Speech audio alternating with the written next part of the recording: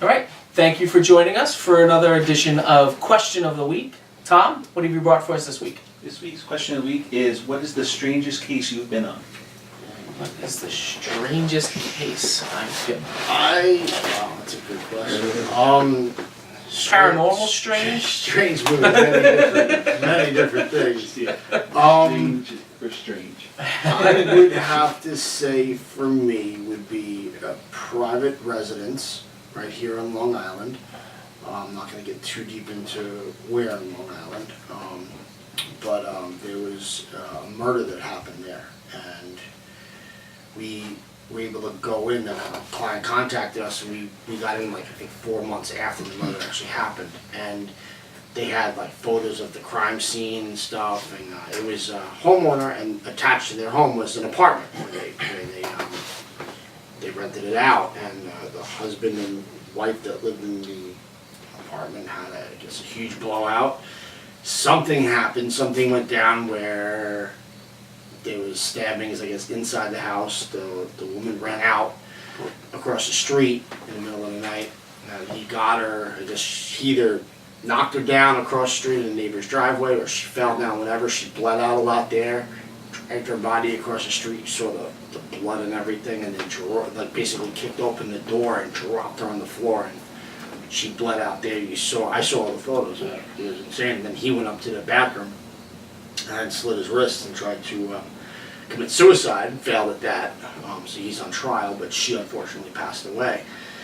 We went in, and it was weird. It was weird seeing the crime scene photos, and then you're right there. Like, you know this really happened. It's not like a lot of these places, these myths or legends where, you know, it could have happened. This really did happen. So being at a location like that, so fresh, it was like literally 4 months after, it was weird. The energy in that room. The energy was weird. It was palpable.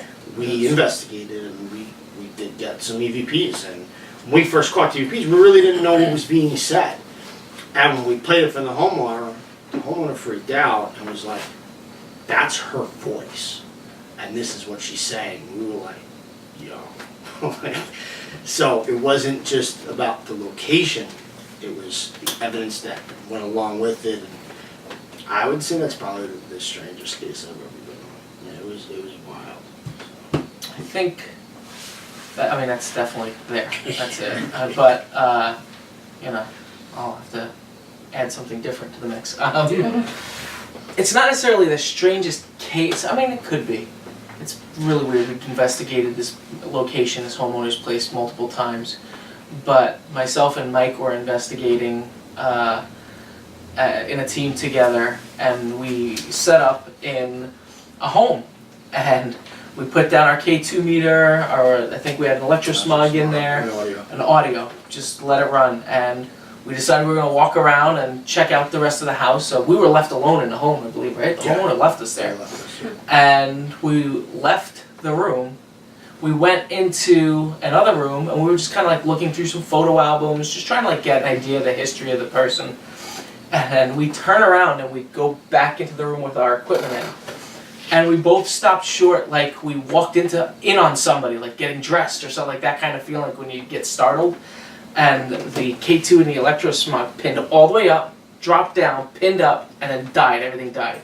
And you felt it, like you literally walked into the room like, oh crap, I'm so sorry. Like we both were like, sorry, like we thought we walked in on somebody, and there was nobody there.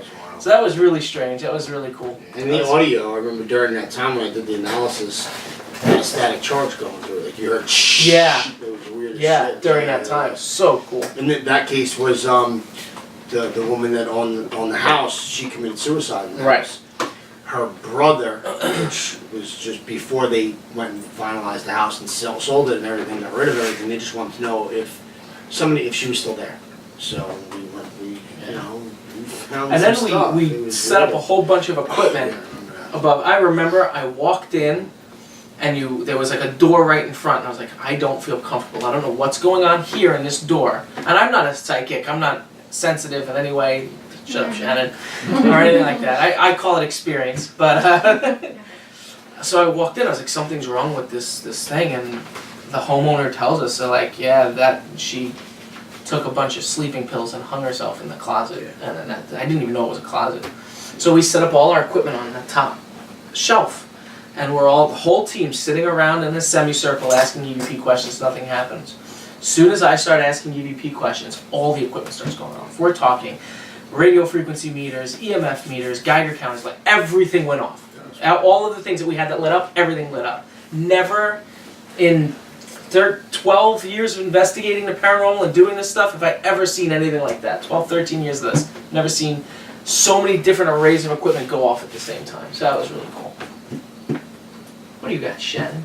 Well, I was going to say what Mike said, but I actually have been going through my brain. I'm thinking one of the strangest cases for me was in Lake George at Fort William Henry. It was during an anniversary, and a lot of the psychics that go there get very, very ill, so it was really hard to investigate there and not feel like I was, going to be sick. And I don't know, it was just really strange. You would hear like Native Americans, like screams or, cries of things or these growl sounds, or you'd get these like really heavy feelings at certain points through the night, and really freaked me out. I would have to agree with you, but for different reasons. The atmosphere in that house was just kind of surreal, with it being so fresh. Like, it was only months later, and that's the one case that I feel like really affected me after I left. I had the same reoccurring nightmare every night for 2 weeks after, involving the house and people in it, and it like really shook me. And then also we investigated there twice, and the first time, the homeowner had said that, when they were digging up for their pool, I believe they found like little like antique like toy soldiers and stuff. And so the first time we were there, we did an EVP session in the backyard, and I think at one point I saw like a small child while I was there. And so the second time I went back, when we were in the backyard, I asked a dumb question. I said, like, do you need someone to play with? And that night I woke up, and in my doorway was the small child that I had seen, just standing in the doorway looking at me, which is the last time I was able to sleep with my door cracked open. So that was pretty crazy. So yeah, that's definitely the strangest, between the atmosphere, the evidence we caught, and just the whole, everything about it just kind of changed me, and was just really out of the ordinary from anything I've done. See, the strangest thing, for multiple reasons, it was a $1 million home out in Montauk. I believe it was Montauk. Way out on the island. And it was owned by a doctor who lived in Manhattan, so it was a summer house. And among the strange parties and stuff that I've heard went on there in the past that I was not privy to, there was an investigation that I was a part of that began innocuously enough by me splitting my pants as I'm setting up the cameras. But by the end of it, there was someone getting scratched. There was a disembodied scream, like on a floor that no one heard, and there was EVPs and everything caught that. And and we had, I believe, the energy loss meter actually wavered, and that was one of the first times I've ever seen that go off. So that's probably the strangest thing I've ever been on. That was a wild case. That was crazy. That was a wild case. But when we showed up that night to investigate too, the lamp was on fire. Do you remember that? And the homeowner came out and threw the lamp across. We're like, whoa, we're not even in the door yet. What is happening? He said like it bursted into flames and like just as we were coming out. That was crazy too. Yeah. So, I think for me, I was torn between two. One of them was a real close second, and if you want to know which one it was, let me know in the comments. But the weirdest one that we were at, or that I was at personally, was probably our last Lake George trip. We where we were at Fort William Henry, and we were experiencing what appeared to be UFO activity. Fort George. Fort George, right?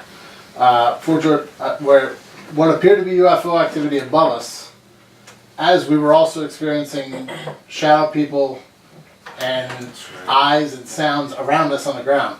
So we're trying to deal with two completely different areas of the paranormal at the same time. It was just completely disorienting, and nobody really knew what to focus on. Yeah. And then, not to mention, later on in that investigation at the pavilion, I experienced, well, a lot of us experienced a shadow person that was the closest I've ever seen a shadow person. It was between Brandon and Two of I, you guys, yeah. maybe 4 feet away from me. Yeah, it was right in my It face. was the closest I've ever seen a shadow person in my life, and that's probably takes the cake over the other one. What do you got, Michelle? Well, I, being a very brandy new investigator, I don't have too many under Wet my belt. behind Very. Green. But one of the more intense investigations so far that I've been on is the one in Port Jeff, where we were in the woods behind there, where we heard that loud whisper. What the hell? Behind the- place. I know where you. Yeah, Yeah. it's Peter Hildebrand. Peter Hildebrand Nature Nature Preserve. Preserve. Right. Yeah, So yeah. that particular one actually, what for me being sensitive and all, was the most intense feeling and everything like that. And hearing that odd noise, though, I'm still not sure what it was. Right. That was actually a really cool night. Yeah. You guys actually caught the thermal picture of that, didn't you? That one night, the first time we were there. We caught a thermal Yeah, I or caught something one, yeah. on that the Some first night. manifestation. You caught it, Andy. You, No, you- I brought us weren't there, you? but I think it was Peppy. Who was on it? Was it Peppy? Yeah. I had the camera, yeah. Okay. I was also torn between two. I thought we were gonna say the same two. We were close. My number 2 was our first trip to Lake George in the pavilion. Mm. But my number 1 is definitely our overnight at Sheep Pasture Park. You know, I've never felt anything. Spoiler alert, that was my second one.